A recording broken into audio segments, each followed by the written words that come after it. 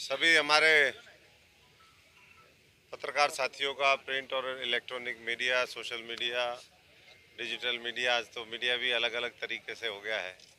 तो सभी का बहुत बहुत हमारे साथियों का स्वागत है। और आज हमारा अपना भारत मोर्चा, जिसका शुभारंभ हमारे सभी साथियों ने मिलकर के पूरे देश के अलग अलग हिस्सों में 25 तारीख को किया था, क्योंकि ये मोर्चा जनता के द्वारा, जनता के लिए, जनता का मोर्चा है।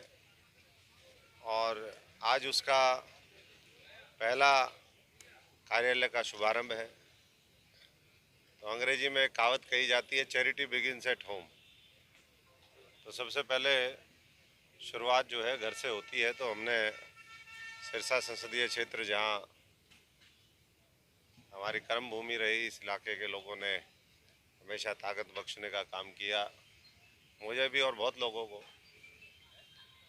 तो आज वहीं से हमने सबसे पहली इस कार्यालय के शुभारंभ की आज घोषणा करी है। मैं सभी हमारे आए हुए वरिष्ठ नेताओं का, समाज सेवियों का, अलग अलग फील्ड से हैं, क्योंकि ये मोर्चा जनता का है। तो जनता में जितने भी वर्ग हैं, जितने भी अलग अलग व्यवसाय और प्रोफेशन से जुड़े हुए लोग हैं, तो सब ने मिल कर के ये मोर्चा बनाया है। तो मैं सबका बहुत बहुत स्वागत करता हूँ, बधाई देता हूँ।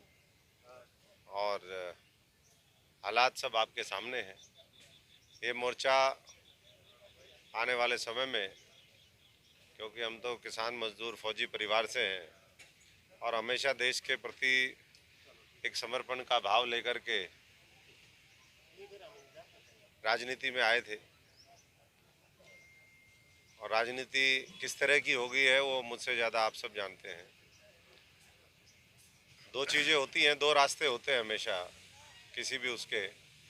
एक ये कि जिस तरह का परिस्थिति है, जिस तरह का मामला चल रहा है, चाहे गलत हो ठीक हो, उसी में शामिल होकर के उसी रास्ते पर चले जाओ, या फिर आप एक अलग राह चुनो जो सच्चाई की है, ईमानदारी की है, संघर्ष की है, और जिस पर चलते हुए हम मुल्क के 130 करोड़ लोगों की भावना के अनुरूप आगे बढ़ें।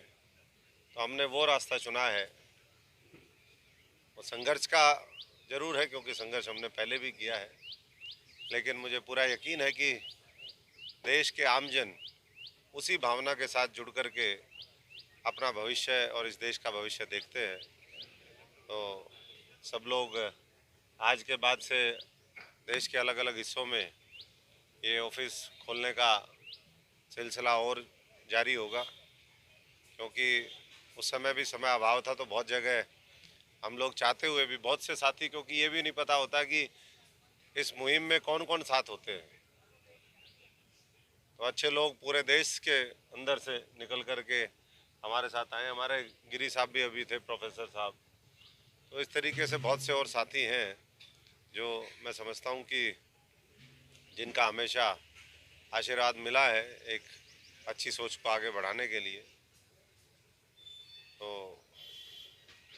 आने वाले समय में सारे साथी मिलकर के भविष्य की रणनीति, कार्यक्रम, रूपरेखा, वो सब लोग मिलकर के तय करेंगे। पूरे देश में हम लोग घूमेंगे, इस मोर्चे का भी प्रचार प्रसार करेंगे, और एक सशक्त, आज तो विपक्ष की भूमिका की ज़रूरत है, तो वो हम सब लोगों का दायित्व होगा। मैंने पहले भी कहा है कि सरकार बहरी हो चुकी है और विपक्ष गूंगा हो चुका है, और इन गहंगे, गूंगे और बहरों के बीच में लोकतंत्र भी, संविधान भी और आम जनता भी, वो सब खतरे में है। और इसी का जाता जीता जागता उदाहरण आपने पिछले 100 दिन से ऊपर जो किसान आंदोलन को दिल्ली के चारों तरफ और देश के अलग अलग हिस्सों में आप लोगों ने देखा है। हम तो यही सरकार से कहेंगे कि ऐसा काला कानून जिससे, जिनके लिए वो कह रहे हैं कि वही खुश नहीं है, तो फिर ऐसे की ज़रूरत क्या है। तो तुरंत प्रभाव से ये तीनों काले कानून वापस होने चाहिए, साथ साथ एमएसपी का कानून बनना चाहिए। और भी जो इस तरह के कानून बने हैं, इस सरकार को बड़ा जनादेश 2 बार मिला है, तो जनता के हित की बात करें, हर वर्ग को ध्यान में रख करके बात करें। केवल महापूंजीपतियों के इशारे पर इस देश को चलाने का, बेचने का और लूटने का काम ना करे ये सरकार। तो आज हरियाणा में अविश्वास प्रस्ताव का दिन भी है, और मैं हमेशा ये बात कहता रहा हूँ कि सत्ता और विपक्ष मिल करके, और यही मेन कारण था कि हमने कांग्रेस पार्टी को अलविदा कहा, क्योंकि आज भी जो टॉप लीडरशिप है, हाईकमान को तो मैं नहीं कहूँगा, लेकिन जो टॉप लीडरशिप है कांग्रेस के अंदर, जो G20 के 23 के नाम से बहुत आजकल कुख्यात और उनके सारे जगह चर्चा है, गद्दार 23 प्रसिद्ध हैं वो, तो यही कहेंगे कि वो लोग इस मुल्क को भी सत्ता के साथ मिलकर के खोखला कर रहे हैं और कांग्रेस को भी खत्म करने का काम कर रहे हैं। तो जो भी लोग अच्छे साथी हैं, उनसे मैं आह्वान करूंगा कि वो अच्छी सोच के साथ इस मोर्चे को मजबूत करें। और जो हमने बार बार कहा है कि ये जो मिली जुली साठगांठ की जो राजनीति है, आज फिर हरियाणा देखेगा, आज फिर हरियाणा देखेगा, क्योंकि आज जिस तरीके से यह विश्वास प्रस्ताव लाया गया है, ये सबको पता है कि कांग्रेस के पास कोई बहुमत नहीं है।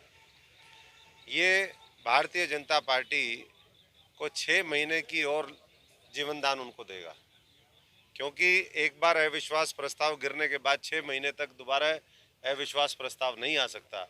और जिस तरीके से लगातार किसान, गरीब, मजदूर का दबाव चुने हुए प्रतिनिधियों के ऊपर था, वो किसी भी पार्टी के हों, तो एक बार जब ये हो जाएगा तो 6 महीने तक फिर कुछ नहीं होगा। तो लोग आज भी सत्ता के चक्कर में कुर्सियों से चिपके हुए हैं, चाहे वो सत्ता के हों चाहे विपक्ष के हों। हमने तो पहले ही कहा कि इतना बड़ा जन आंदोलन, हमने तो पहले ही छोड़ दिया था सारा ये मामला। इतना बड़ा जन आंदोलन है, उसकी भावना के अनुरूप तमाम उन लोगों को त्याग पत्र देना चाहिए। एक की जिम्मेदारी नहीं बनती। जो सबसे ज़्यादा वोटों से हरियाणा में जीता है, सबसे पहले उसकी जिम्मेदारी बनती है सबसे ज़्यादा। और भी मैं देख रहा हूँ लोगों के वक्तव्य, मैं उस पर नहीं जाना चाहूँगा, लेकिन सरकार, विपक्ष, जिसके अंदर ज़मीर है, जिसके अंदर संवेदनशीलता है, जिसके अंदर किसान, गरीब, मजदूर के, इस प्रदेश के लोगों के मन में उनका पीड़ा है, आज उनको सबको एकजुट होकर के अपना त्याग पत्र देना चाहिए।